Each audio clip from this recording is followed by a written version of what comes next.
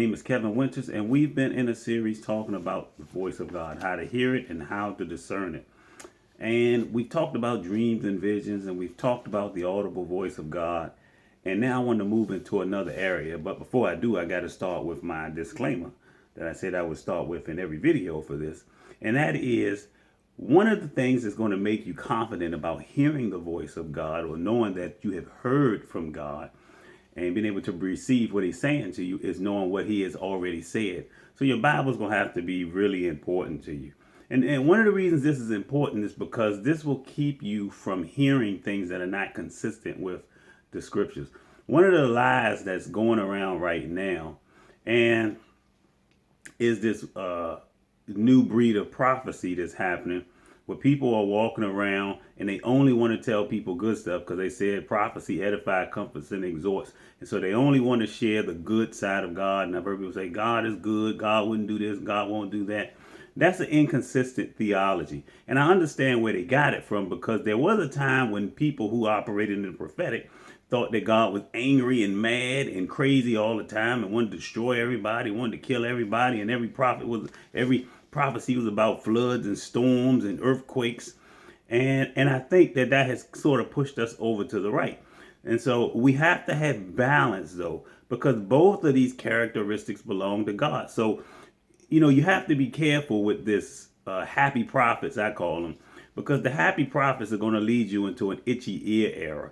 They're going to lead to an itchy ear era where people are just willing to only say the things that don't offend people. They don't want to expose any sin. They don't want to do any of that stuff. And I understand we don't want to have the crazies either, because that was a crazy period where everybody just wanted to expose everybody's sin and they were harsh and judgmental and all of that kind of stuff.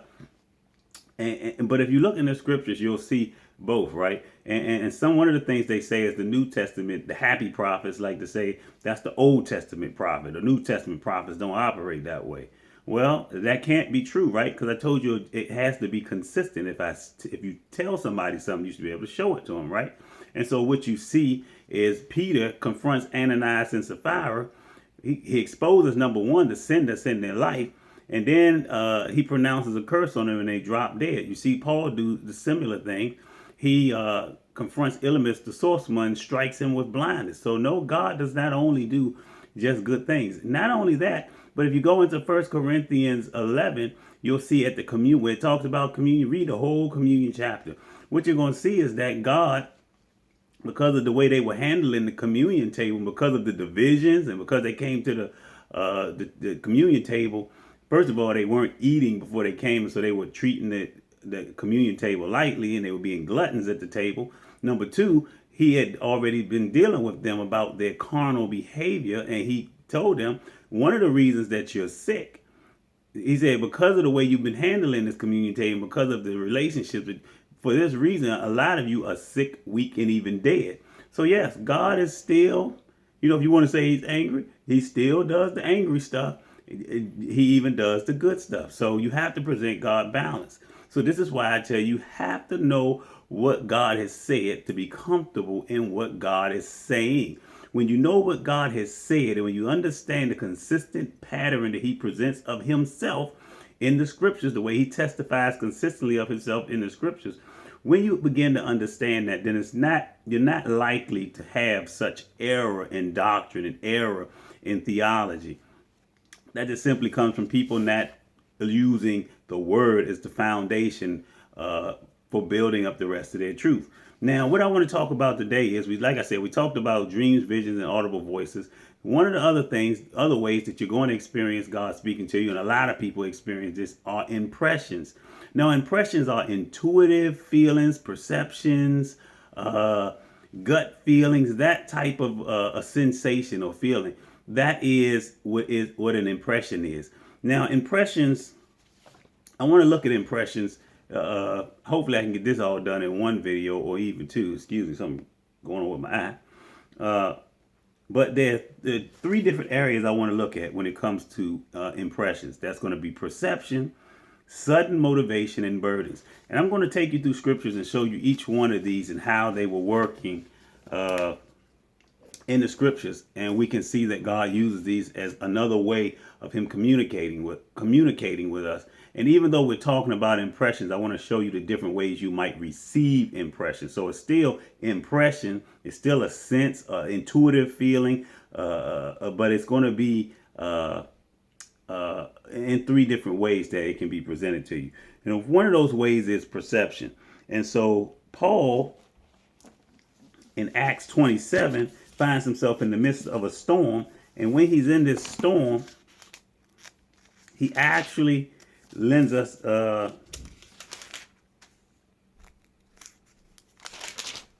messed up there. Well, actually, it says, men, I perceive that this voyage will end with disaster. So you see that he's perceiving something. He doesn't hear a voice. He's not had a dream, but he has a feeling or an intuitive type of sense that something is about to happen, right? And so that's God allowing him to know that something's about to happen. We also see it in Jesus' life in Mark 2:8, because Jesus, you'll see this often, and Jesus perceiving their thoughts. Well, here it is, but 2:8. But immediately when Jesus perceived in his spirit that they reasoned thus within themselves, he said to them, why do you reason about these things in your heart? And so there is a perception, there's a sense. These guys are standing around and they're questioning a miracle he's just done, but he has a sense of what they're thinking. So there's a feeling, it's a sensation of perception. Now, the other way you might experience this, and I'm going to look at this when we go to John. We need to go to John for this. Go to John 4. John 4 presents us with another way that you might experience this kind of perception. So you might sense something. 4:1-4. Therefore, when the Lord knew that the Pharisees had heard that Jesus made and baptized more disciples than John, though Jesus himself did not baptize the disciples, he left Judea and departed again to Galilee. But he needed to go through Samaria. So he came to the city of Samaria, which is called Sinon, near the plot of ground that Jacob gave to his son Joseph. I want to focus here on verse 4, but he needed to go through Samaria. So here he is. He's about to go in one direction, but all of a sudden he gets this sudden need. He has this urge, this feeling of need. And so one of the things that you may begin to experience when God's, and really the impressions are really more like, I call them when God is leading you. And it's a very valuable way of following God. You're going to have quite a lot of certainty in this above all. You might question the voice, you might question dreams, but you won't question the perception because it's something that you know. And you think about all the times when you knew somebody was lying. You just knew it. You couldn't explain it, but you just knew it. So there is a certainty in the impressions. I use impressions to measure dreams, visions, and voices. I look to see if there is a witness inside, a sudden knowing. Is there a strong perception of knowing that this is God's voice? The two of them will work together and you'll never be wrong. But as he's going through Samaria, all of a sudden he finds himself in a position where he finds that he needs to go through Samaria. And so you might experience a sudden need. The other way that you're going to experience perception is sudden motivation or sudden inspiration. And this is something that I've said to you in many a times in other videos, that it is God at work in you both to will and to do. So he gives you a desire to do something. So sometimes you'll have a sudden motivation.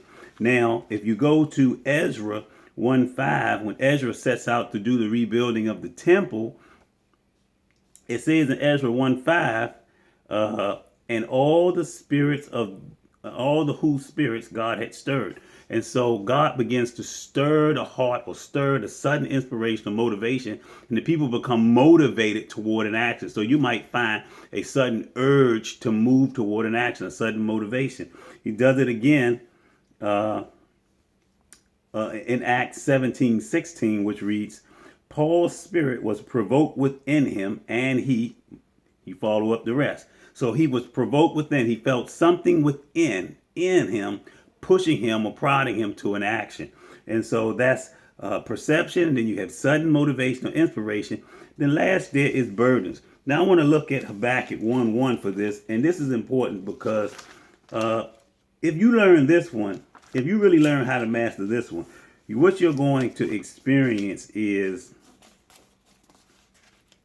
you're going to begin to have some sense of destiny and purpose.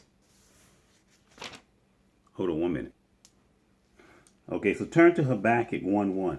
It says, the burden with the prophet Habakkuk saw. O Lord, how long shall I cry and you not hear? Even cry to you violence and you will not save. Why do you show me iniquity and cause me to see trouble? For plundering and violence are before me. There is strife and contention arises. Therefore the law is powerless and justice never goes forth. And the wicked surrounds the righteous. Therefore it's perverse. And so what I want you to see though here is that this is a burden. And so one of the things you may begin to experience, the last thing that you may begin to experience with impressions is a burden, a concern. Sometimes God motivates us and speaks to us by a concern. And so you go into an environment and or you wake up and there is a concern on your heart. There's something on your heart. There's somebody. Picture may cross your mind of a person and you are concerned.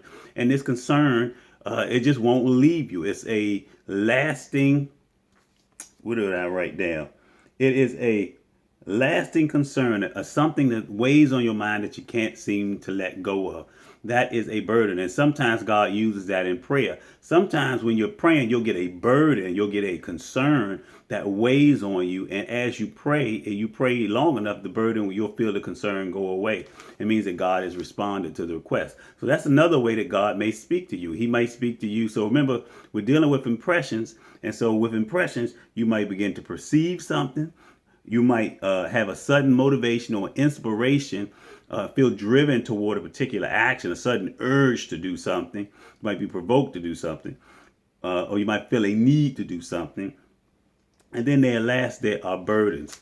And so a lot of times, now I said this would help you. Burdens will definitely help you. If you learn how to follow burdens, you'll always be right in terms of ministering to people. And you'll always be right in praying, interceding for people.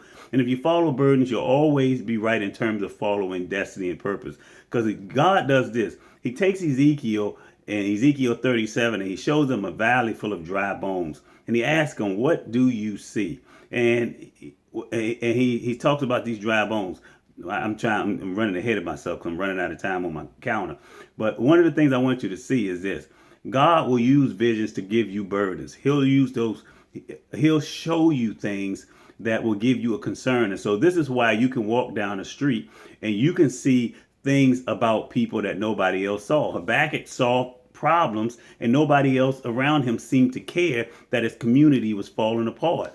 That is God giving you a burden to move you to some action. It can lead to your destiny or it can just lead to a particular action. But no matter how he does it, it's a concern, and that concern can lead to your destiny. And so one of the things I want you to know is this is the next way that God can speak to you. So we did dreams, visions, and impressions. In the next video, I'm going to start dealing with similitudes.